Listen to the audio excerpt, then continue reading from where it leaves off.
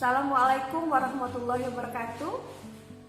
Apa kabar anak-anakku? Semoga kalian selalu ceria dan selalu sehat, dan pastinya selalu bersemangat mengikuti kegiatan belajar kita pada hari ini. Bertemu lagi dengan Bu Reva dalam materi pelajaran IPS kelas 7. Baik anak-anakku, agar kegiatan belajar kita hari ini lancar, langkah baiknya kita berdoa menurut agama dan kepercayaan kita masing-masing.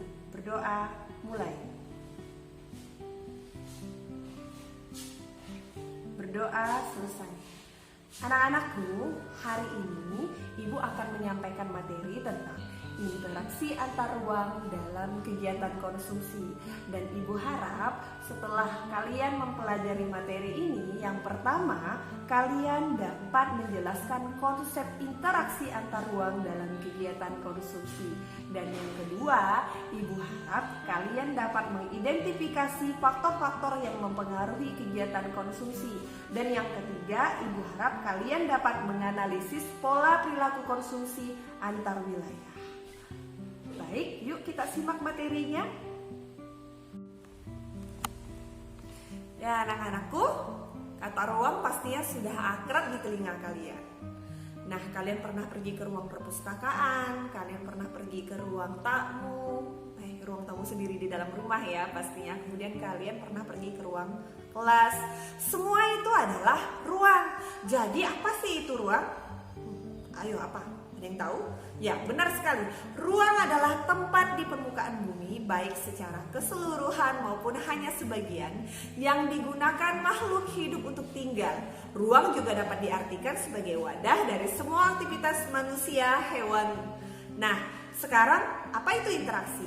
Interaksi merupakan suatu proses sifatnya timbal balik dan mempunyai pengaruh terhadap tingkah laku, baik melalui kontak langsung ataupun tidak langsung. Jadi, apa itu interaksi antar ruang? Apa ya? Anak-anakku yang selalu bersemangat, setiap ruang di permukaan bumi memiliki ciri khas tertentu yang berbeda antara satu wilayah dengan wilayah lainnya.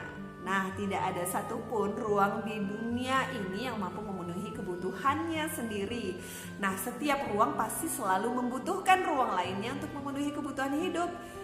Perbedaan karakteristik ruang tersebut menyebabkan adanya interaksi antara satu wilayah dengan wilayah lainnya, termasuk komunikasi. Komunikasi antar manusia yang tinggal di dalam ruang.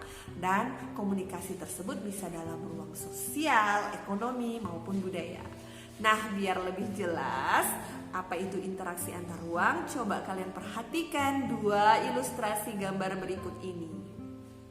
Gambar yang pertama itu merupakan gambar masyarakat yang hidup di daerah pesisir pantai. Dan tentunya mata pencahariannya adalah sebagai nelayan, dan produk unggulannya tentunya hasil laut, contohnya ikan. Dan pada wilayah ini kekurangan akan kebutuhan, misalnya sayuran. Nah, coba lihat gambar 2. Gambar 2 ini merupakan masyarakat yang tinggal dekat di daerah pegunungan. Tentunya mata pencahariannya adalah sebagai petani, dan tentu produk unggulannya adalah hasil panen sayurannya. Nah, tentunya daerah ini memiliki kekurangan karena jauh dari laut, dan mereka pasti tidak mempunyai ikan untuk lauk pauk. Nah, kedua daerah ini bisa saling berinteraksi, saling melengkapi, dan saling membutuhkan. Nah, jadi sudah tahu kan apa itu interaksi antar ruang? Ya, betul sekali. Interaksi antar ruang adalah suatu cara mengelola ruang-ruang berdasarkan potensi juga permasalahannya dan keterkaitan satu ruang antara satu ruang dengan ruang di sekitarnya. Dapat berupa pergerakan orang, barang, atau informasi dari daerah asal menuju daerah tujuannya, atau dari satu wilayah ke wilayah lainnya. Nah, anak-anakku, jadi apa yang dimaksud dengan interaksi antar ruang dalam kegiatan konsumsi? Tentunya kalian perlu ingat dulu tentang kegiatan konsumsi. Masih ingat pelajaran yang lalu? Kegiatan konsumsi ada 3. Kegiatan ekonomi ada 3. Yang pertama adalah kegiatan produksi, kegiatan distribusi, dan kegiatan konsumsi. Nah, sekarang kita fokus ke kegiatan konsumsi karena kita akan belajar tentang interaksi antar ruang dalam kegiatan konsumsi. Nah, Apa itu konsumsi? Ya, konsumsi adalah kegiatan yang dilakukan dengan tujuan menghabiskan nilai guna suatu barang dan jasa. Contoh kegiatan konsumsi sangat banyak sekali. Kamu makan juga termasuk kegiatan konsumsi. Kamu berbelanja, bekerja termasuk kegiatan konsumsi. Bahkan cukur rambut saja itu termasuk kegiatan konsumsi.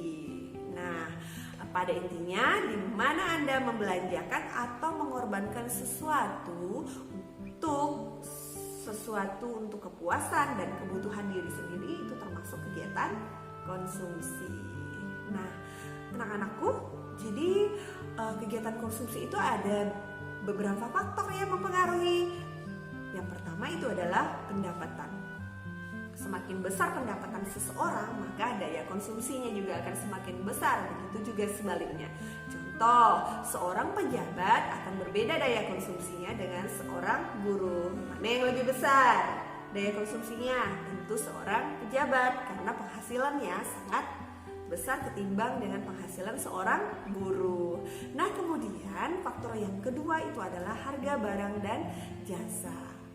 Ya, yang mana semakin mahal harga suatu barang dan jasa, maka akan semakin sedikit jumlah dan macam barang yang akan dikonsumsi. Begitu juga sebaliknya. Contoh, jika harga bawang merah naik, tentu akan semakin sedikit kita ingin mengkonsumsi bawang merah, ya jelas dikurangi dong, ya. Kemudian yang ketiga itu adalah adat istiadat. Nah, adanya adat istiadat mempengaruhi jumlah atau jenis barang yang dikonsumsi. Nah, sebagai contoh, satu daerah yang mempunyai ritual keagamaan atau ritual tertentu, jelas tentunya harus mengkonsumsi atau membutuhkan barang atau untuk kebutuhan ritual yang sangat banyak. Berbeda dengan daerah yang tidak mengikuti adat istiadat. Nah, kemudian berikutnya adalah harga barang pengganti. Nah, barang pengganti atau juga dikenal sebagai barang substitusi ini juga akan mempengaruhi tingkat konsumsi masyarakat. Contoh, misalnya apabila harga kopi naik, maka orang akan banyak mengkonsumsi teh dan sebaliknya. Dan yang terakhir adalah selera. Nah, seseorang yang tinggal di kota tentu seleranya berbeda dengan seseorang yang tinggal di desa. Di kota orang cenderung berpenampilan menarik dan memiliki gaya hidup yang tinggi. Sementara di desa, orang cenderung cuek dengan penampilan dan hidup dengan sederhana. Nah, paham ya anak-anak? Nah, jadi dari pemaparan materi tersebut kalian sudah bisa menyimpulkan sendiri, sudah bisa menangkap sendiri apa sih interaksi antar ruang dalam kegiatan konsumsi. Nah, betul. Interaksi antar ruang dalam kegiatan konsumsi adalah kegiatan interaksi antar ruang dalam wilayah mendapatkan atau menggunakan barang dan jasa untuk pemenuhan kebutuhan yang tidak ada di wilayahnya sendiri.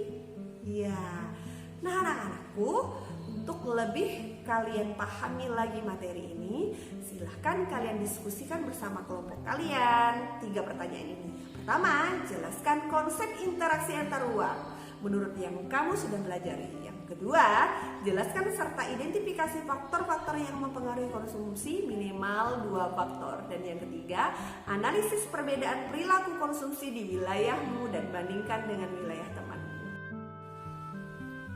Berdasarkan pemaparan materi tersebut, dapat kita simpulkan bahwa interaksi antar ruang dalam kegiatan konsumsi merupakan interaksi antar wilayah dalam mendapatkan atau menggunakan barang dan jasa pemenuhan kebutuhan yang tidak ada di wilayahnya sendiri. Perlu kalian ketahui bahwa wilayah satu dan wilayah lainnya itu memiliki karakteristik yang berbeda. Ini menyebabkan adanya perbedaan kebutuhan dan pola perilaku konsumsi masyarakatnya antar wilayah satu dengan wilayah lainnya berbeda. Nah, dalam melakukan kegiatan konsumsi, Ibu harap kalian menanamkan sikap yang bijaksana. Mengapa? Agar kita tidak berlebihan dalam melakukan kegiatan konsumsi. Nah, dalam melakukan kegiatan konsumsi, kita harus seperlunya saja sesuai kebutuhan agar terhindar dari sifat boros dan sifat yang konsumtif. Baik anak-anakku, inilah akhir dari kegiatan belajar kita hari ini. Dan ayo bersama-sama kita ucapkan alhamdulillah. Nah, sampai bertemu kembali dalam materi selanjutnya.